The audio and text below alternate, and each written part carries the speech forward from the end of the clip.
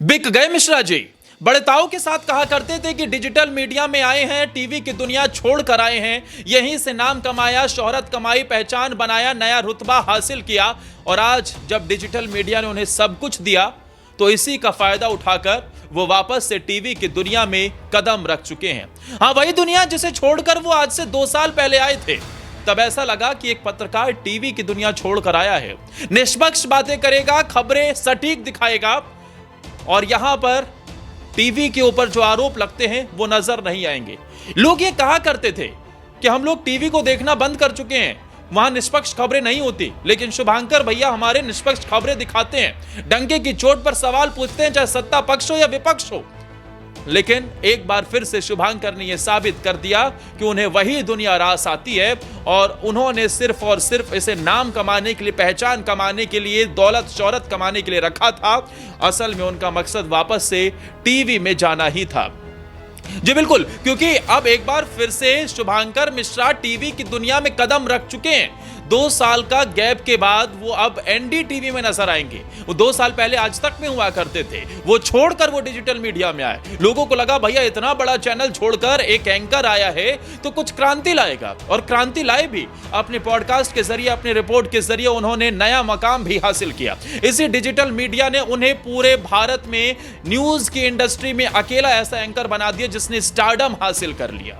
लेकिन उसके बाद शुभांकर मिश्रा ने इसी स्टारडम का फायदा उठाते हुए अपने मन मुताबिक पैसों की डील की और वो वापस से चले गए हैं एनडीटीवी की गोद में।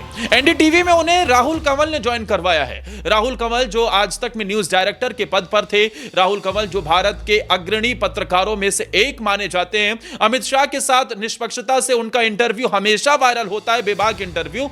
उन्होंने ही शुभांकर मिश्रा को इस चैनल में ज्वाइन करवाया है। लेकिन यह जरूरी नहीं है कि राहुल कंवल ने ज्वाइन कराया है तो मकसद सिर्फ और सिर्फ निष्पक्ष पत्रकारिता ही होगा। अब शुभांकर एनडीटीवी गए हैं, उन्होंने इसे लेकर एक वीडियो भी बनाया और उस वीडियो में उन्होंने सबसे पहले तो शुक्रिया अदा किया लोगों का जो उन्हें डिजिटल मीडिया के जरिए ढेर सारा प्यार मिला। इसके बाद उन्होंने कहा कि भैया पैसा कमाना होता तो वो डिजिटल मीडिया से और कमा लेते, लेकिन अब वो जा रहे हैं एनडीटीवी में। पैसा कमाना मकसद नहीं है, टीवी के रिसोर्सेज को यूज करके ज्यादातर लोगों तक निष्पक्ष खबरें पहुंचानी है। अरे भैया सच बात तो यह है कि घर आती लक्ष्मी किसे अच्छी नहीं लगती। यही शुभांकर के साथ भी है। भले ही उन्हें वहां पर महीने के 10, 12, 15 लाख रुपए भी मिल रहे होंगे, लेकिन इसका उनके जो रेवेन्यू है, उनका जो एड ऑन है, उसमें तो वो ऐड हो चुका है ना। क्योंकि शुभांकर भी जानते हैं कि इससे ज्यादा सोशल मीडिया पर क्या ही मेहनत करेंगे। शुभांकर एक वक्त था कि जब अकेले काम किया करते थे, उस वक्त तो उन्हें खबरें भी लिखनी पड़ती थी, खुद शूट भी किया करते थे, सारी चीजें खुद किया करते थे। अब तो उनके पास टीम है, यहां भी उन्हें पढ़ना है और वहां भी जाकर उन्हें पढ़ देना है। लेकिन सवाल यह है कि जिस निष्पक्षता का ढोंग वो पीट रहे हैं, क्या वो वहां पर साबित कर पाएंगे? इस सवाल का जवाब है बिल्कुल नहीं। लोगों ने भी खूब कमेंट किए उनकी पोस्ट के नीचे जब उन्होंने ये डाला कि वो अब एनडीटीवी ज्वाइन कर रहे हैं। देखिए कुछ लोगों ने लिखा है, एक अपूर्व नाम के व्यक्ति ने लिखा है, पट्टा पहन ही लिया, अब कोई शक नहीं बचा, सेठ ने खुलकर थैली खोली है, पालतू बुलाए जा रहे हैं, चरण चाटुकार सजाए जा रहे हैं, जल्दी खुलने वाला है नया आश्रम जहां दिन रात सेठ के साहब की आरती उतारी जाएगी। नाम होगा नया दल्ला टेलीविजन, जहां पत्रकारिता नहीं चरण पूजन प्रसारित होगा। ये शुभांकर मिश्रा के पोस्ट पर ही नीचे कमेंट किया गया है। एक और कमेंट आया अमृता त्रिपाठी की तरफ से। वो लिखती हैं कि ईश्वर आपको सरकार से सवाल करने की शक्ति दे। नारायण यादव लिखते हैं, मेरे मन में कुछ सवाल है और यह सवाल आपके जहन में भी होगा। यह सवाल हर किसी के जहन में है कि क्या शुभांकर मिश्रा एनडीटीवी जाने के बाद अदानी के खिलाफ न्यूज को चलाएंगे? क्या आप मोदी सरकार या अन्य बीजेपी शासित राज्यों की असफलता, नकारात्मकता को खुले मन से दिखाएंगे? अगर कहीं भी कुछ नेगेटिविटी होती है या फिर कोई ऐसी खबर निकलकर सामने आती है तो क्या आप सत्ता से सवाल पूछने का हक भी वहां रख पाएंगे? क्या आप कांग्रेस के नेताओं का नाम तो ले लेंगे लेकिन बीजेपी के बड़े नेताओं का नाम ले पाएंगे? क्या इसकी गारंटी है? ये नरेन यादव लिखते हैं। इसके अलावा भी एक कमेंट आया है आशीष यादव का। वो कहते हैं, मुझे नहीं समझ में आ रहा है सर, टीवी पर लौटने की क्या जरूरत थी? मैंने आपसे कई सालों से जुड़ाव रखा है। आपने जब आज तक छोड़ा था तो वहां पर आपने वीडियो के माध्यम से बहुत कुछ जानकारी दी थी। सर, क्या एनडीटीवी में सब कुछ सही चलेगा?